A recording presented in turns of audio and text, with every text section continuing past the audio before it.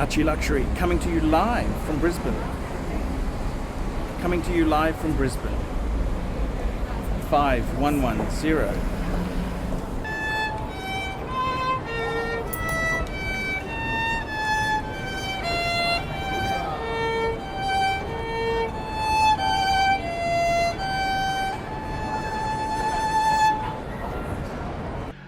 Hello, I'm Archibald Chesterfield III, AC3, AC3. Remember, like, subscribe, and tell your fuckhead friends. Quick, wristwatch check, wristwatch check. Patek Philippe, world time 5110, fuckers. And today I'm doing paid reviews. Remember, look in the description for 10 ways you can keep me full time. Without your support, I don't earn enough money, which means I'll need to get a job, which means I'll need to cut back on YouTube videos. So help us out, fuckers. And today I'm doing a paid review, and this is for Alexander. And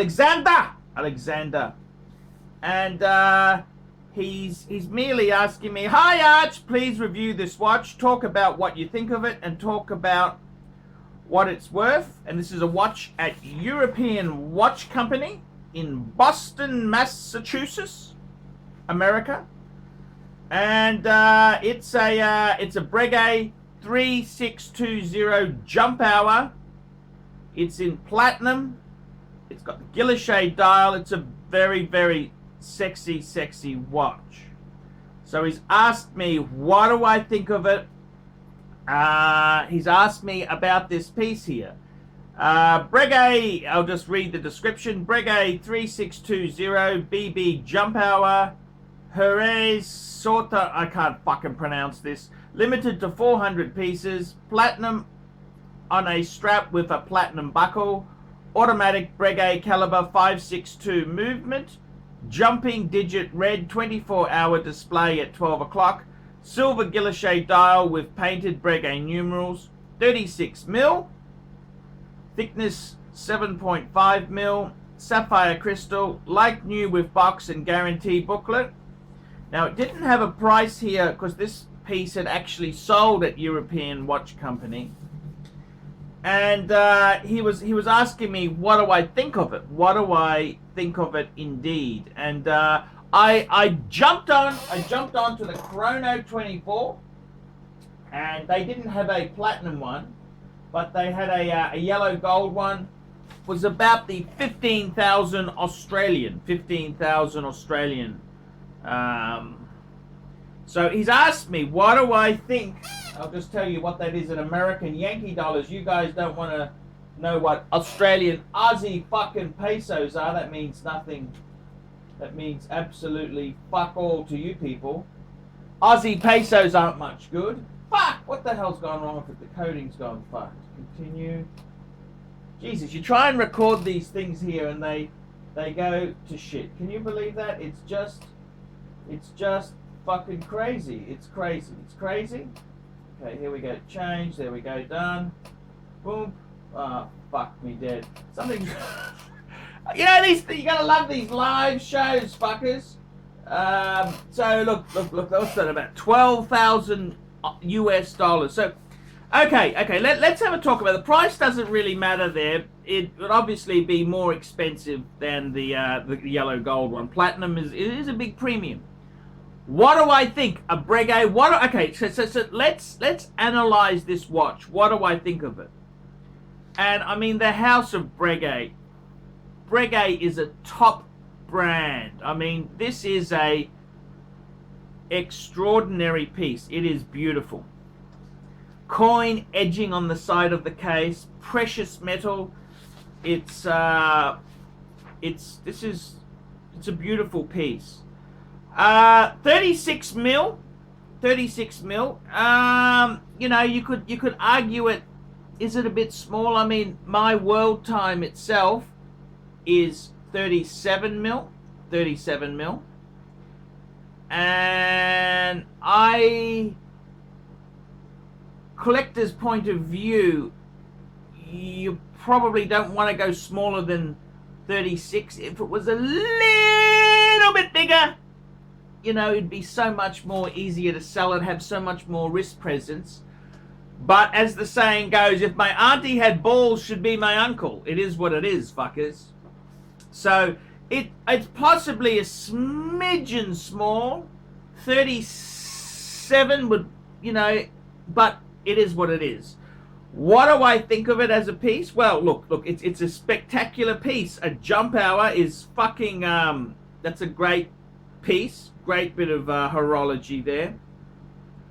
It's quite a fascinating piece. This goes back to the old Breguet's pocket watch days there. It's an automatic movement. It's quite an interesting piece itself there. You really wouldn't see many of these around. These are, you know, it's a very special piece there. What do I think? Would I buy it myself there? And I mean, look, you've got to look at it this way. Is it a beautiful piece? It's an outstanding piece. Absolutely outstanding. However,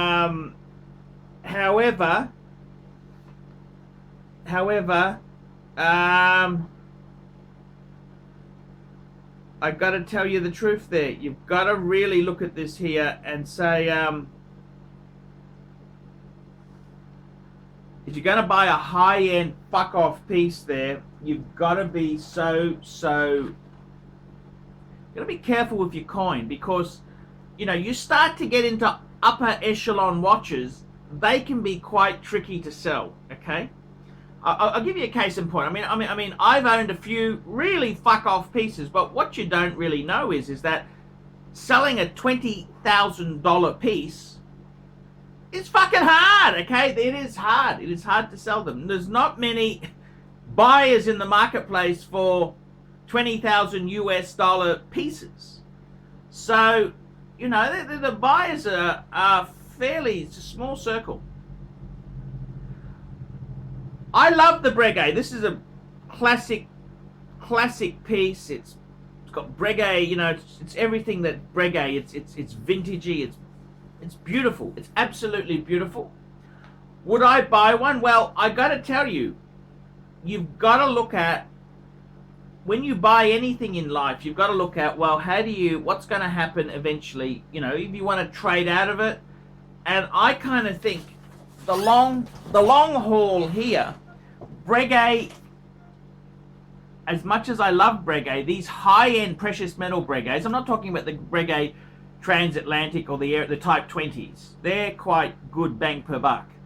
But these high-end precious metal Breguets, they can be a bit of a hard sell, okay? Not that there's anything inferior or wrong with the Breguet. They are beautiful watches. But I've got to be honest with you. If you're buying that sort of, it's a let's be honest there. It's extremely conservative. It's a dress watch. It's very, very formal dress watch. Maybe, you know, the king of formal dress watches, there's only one fucking brand. There is only one brand, the king of formal dress watches. And that is Patek Philippe. Patek Philippe. And I would honestly, for that sort of money there, the platinum, I'd rather have a yellow gold or a gold Patek. Okay, I honestly think it can be a bit dangerous putting your money into something like a platinum jump hour. Okay, it's a great piece. I would never ever criticize it. It is a fucking magic piece. But the reality is that if I had a choice of a platinum Breguet jump hour or a Breguet or a Patek world time, I can tell you now the Patek, if I wanted to offload it, that'd be a fairly easy thing to sell. The Breguet, I've got to find someone who A, understands what the fuck a Breguet is. I've got to find someone who has that sort of money. I've got to find someone who wants to invest in an heirloom type watch. And I'm sorry to say this, but Patek is the king of that genre. Would I buy the Breguet? The Breguet is amazing, and in fact, the price of it is quite reasonable. But I got to be honest with you. I think you're better off unless you are really, really rich and you don't give a fuck about selling it again, you're going to take an absolute bath if you buy it as a middle class person. European watch company, I've never dealt with them myself, but I've got a few good friends who have bought from them. They're quite a well-respected dealer. Quite well respected.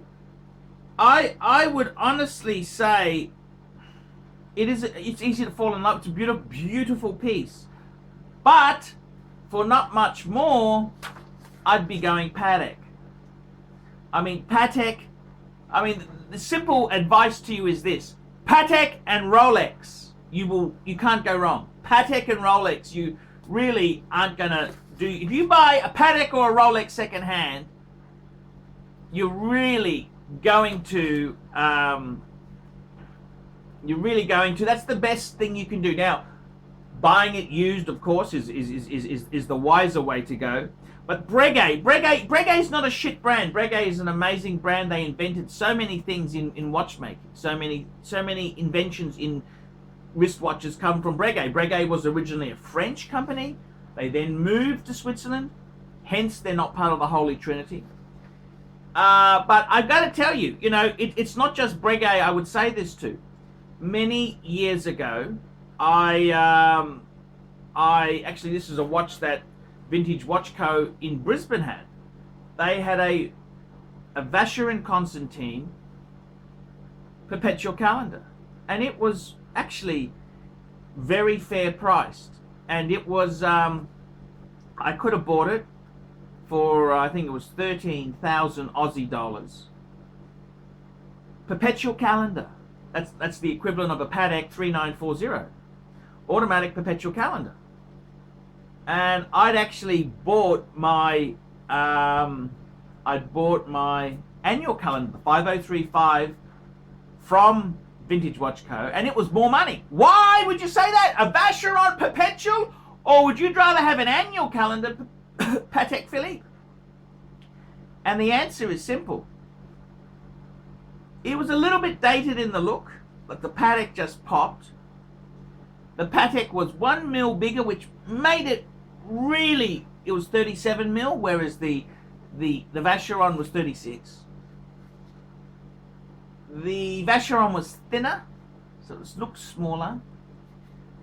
The Vacheron, it had a champagne dial, whereas the Patek had a beautiful white dial. Champagne, I'm not criticizing champagne, it works on the Datejust, but on that piece there, I think the white dial looks really cool. And it would need a fucking expensive service. You need to service that thing. It was probably about 20 years old, and it was coming up, and, perpetual calendar, Vacheron. Who the fuck can service that thing? You'd have to send it to Vacheron. Now, admittedly, with Patek, you'd have to probably do the same, but it's not as complicated. And this is the whole thing. My honest opinion is, if you're going to buy something like high-end dress watch, if you like the Breguet, you always wanted that Breguet, buy it. But if you've got a choice of a number of pieces, and you could swing to Breguet, you could swing to any brand, within Cooey around that circle there. Patek.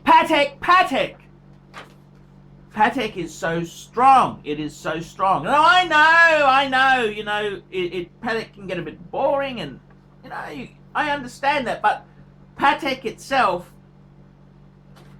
is so strong for a damn good reason. They retain the value compared to similar high-end pieces. So I would say, if you are a person who's buying this, you love it, it's a great buy, well, I'd really advise you to go Patek, okay? Unless you've got special reason for wanting it.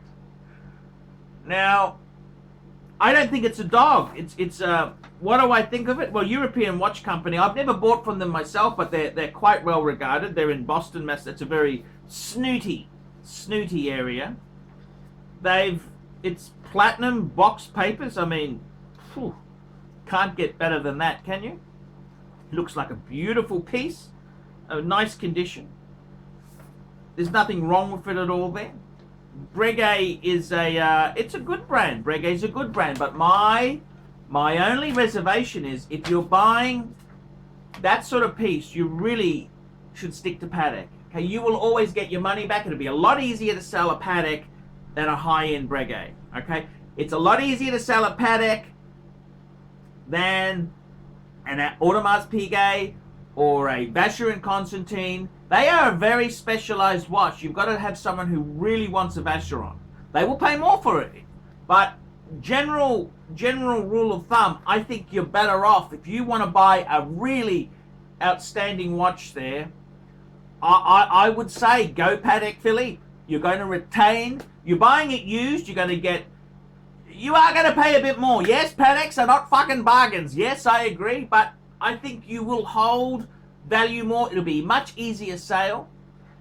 The thing about Patek Philippe is that it is just such a famous brand. It's become semi-mainstream, if there's such a thing.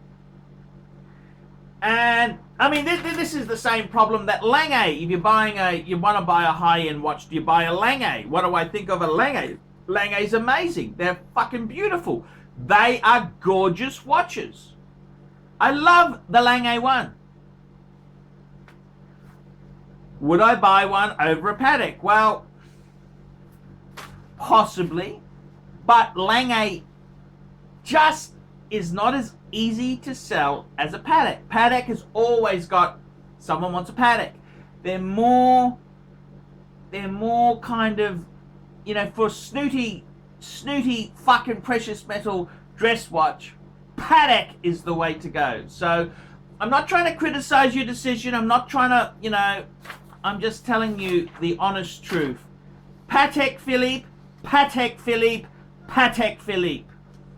Is the Breguet nice? It's fucking gorgeous. It's gorgeous. It's absolutely fucking gorgeous. But buy the Patek. I'm Archie Luxury. This is the Paul Pluta channel. Tell me what you fuckers think of that. We specialize here in pre-owned Rolex watches. Rolex watch is a very special timepiece, and we always do the servicing exactly as factory specifications. We buy a pre-owned piece and we put it into brand new condition. We have Rolex certified technicians working on that. We completely disassemble the piece. We adjust and polish and change every single part of the watch. You have to have certified watchmakers that know what they're doing. If you have an expensive car, you're just not going to bring it to any mechanic that doesn't know what they're doing.